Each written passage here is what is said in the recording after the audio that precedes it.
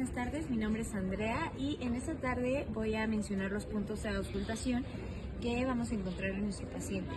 En este punto vamos a encontrar 8 puntos. Vamos a iniciar con el primer punto. Una respiración profunda, por favor. Suelta. Muy bien, se escucha todo bien. Vamos a pasar al segundo punto.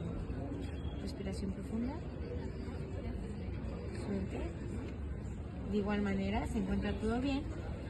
La auscultación número 3 y 4 la vamos a hacer en la parte anterior, pero esa ahorita vamos a pasar a ella. Vamos a hacer el punto número 5 y 6. Respire profundo. Suelte. Muy bien. Respire profundo. Suelte. Otra vez. Suelte. Otra vez.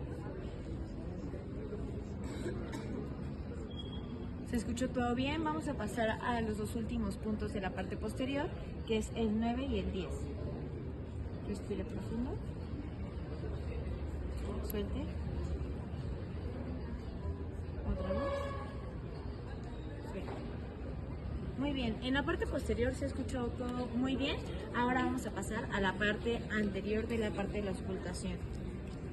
Vamos a continuar con la auscultación número 3 y 4, que esa se va a hacer en los lados de los costales. Una respiración profunda. Suelte. Respiración profunda. Suelte.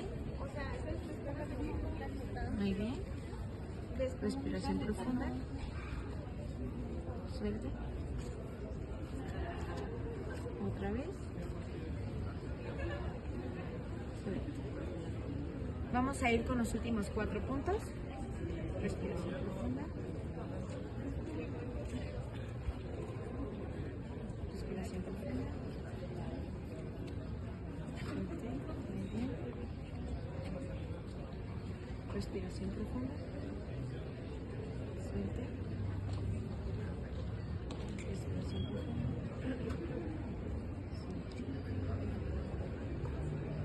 Muy bien, pues estos fueron los puntos de auscultación y es todo por el momento.